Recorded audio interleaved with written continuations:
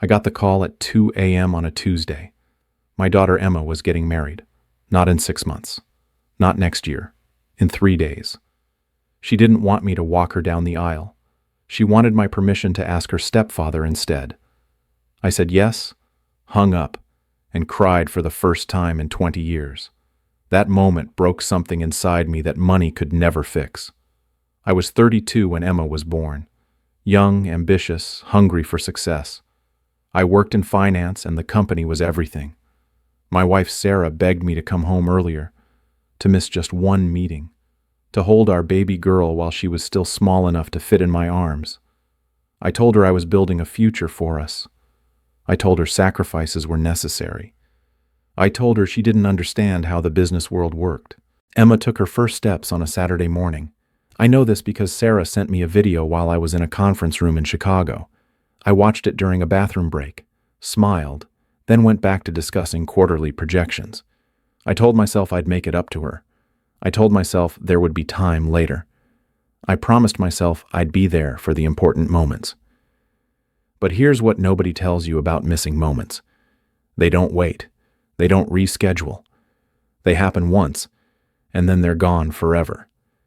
Emma's first word was "Mama." Her second word was "Dada," but she said it to a photograph.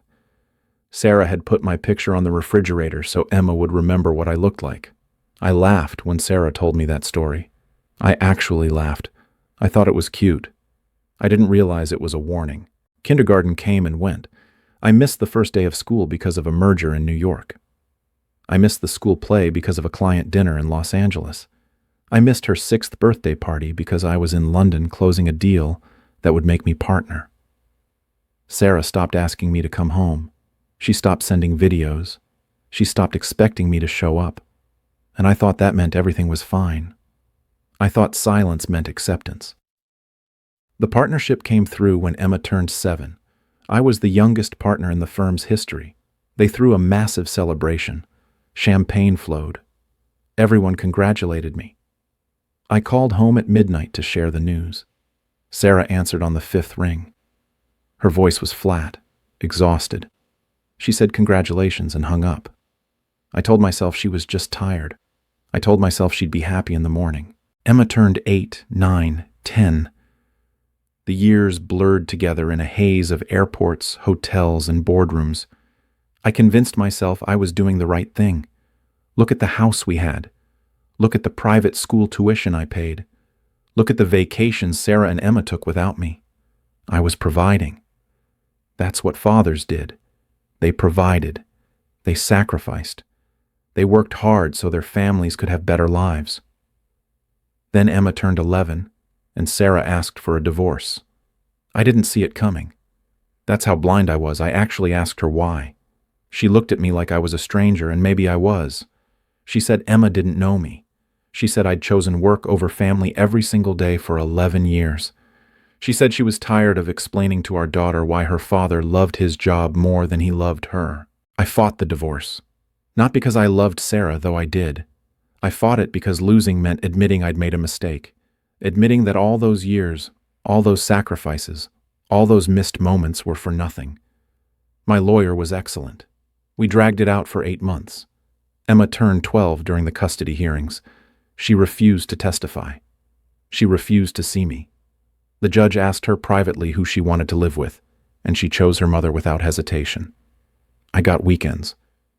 Every other weekend, Emma was supposed to stay with me. The first month, she came twice. She sat in my apartment, this expensive downtown penthouse that suddenly felt like a prison, and played on her phone. I asked about school. She said fine. I asked about friends. She said fine. I asked if she wanted to do anything special. She shrugged. We ordered pizza and ate in silence. By month 3, she stopped coming altogether. Sarah didn't force her. The court didn't enforce it. I could have pushed, could have demanded my rights. But what was the point? You can't force a child to love you. You can't mandate connection. You can't sue your way into someone's heart. Work became my escape again. If I couldn't be a good father, I'd be a great executive. I threw myself into deals, mergers, acquisitions. I made millions. I bought cars I never drove and houses I never lived in. I dated women whose names I forgot. I traveled to countries I never saw beyond hotel conference rooms. I built an empire of nothing. Emma turned 13, 14, 15. I sent birthday cards with checks inside. Sarah returned them unopened. I sent Christmas gifts to their new house. They appeared on my doorstep the next week, untouched. I showed up at Emma's school play when she was 15. She was the lead role. She was brilliant. Afterward, I waited by the stage door with flowers. She walked right past me like I was invisible. Her stepfather, a high school teacher named Michael, had his arm around her shoulders. She was laughing at something he said. I hated Michael.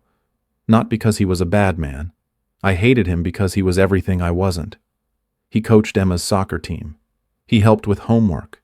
He showed up. He was there for the mundane, ordinary, beautiful moments that build a relationship. He didn't have money or power or prestige. He had time.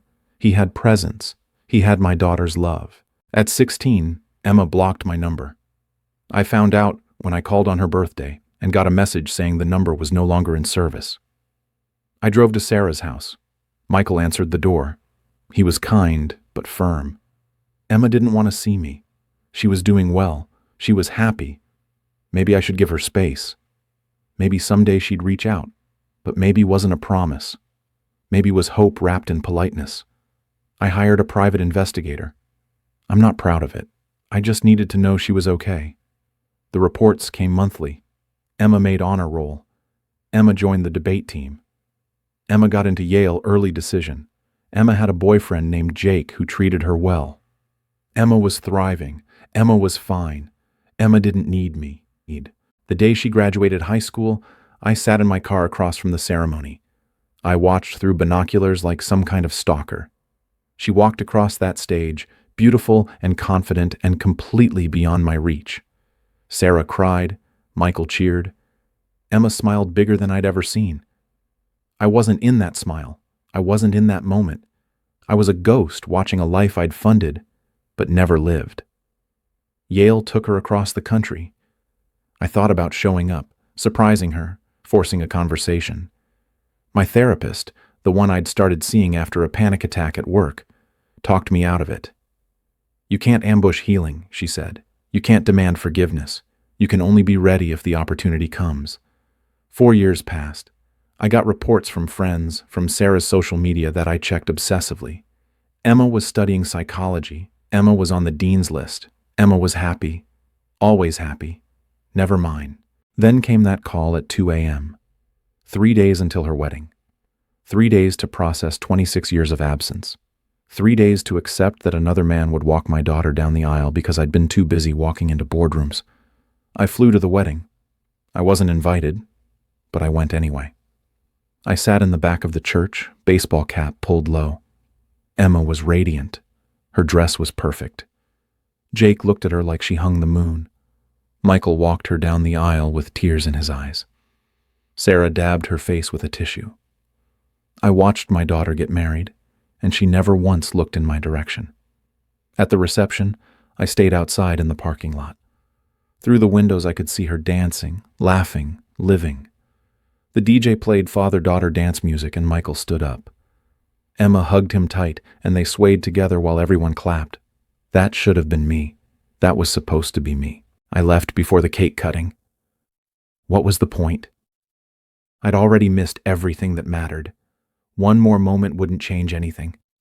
3 months later, Emma had a baby, a daughter named Sophie.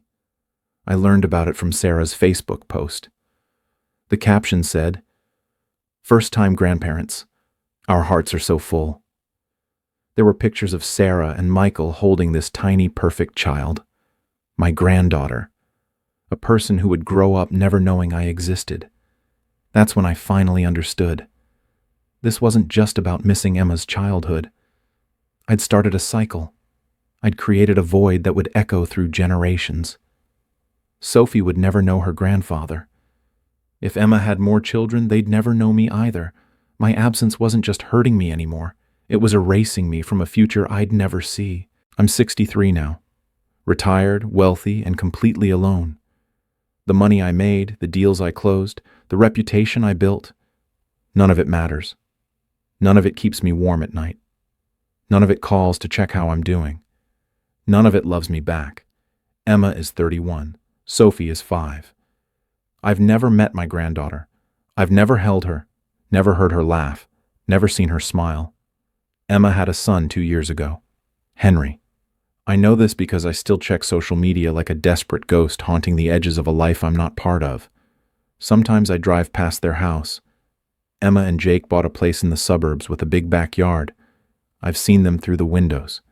This complete family I'm not part of. Jake pushes Sophie on a swing set. Emma reads to Henry on the porch. They're happy.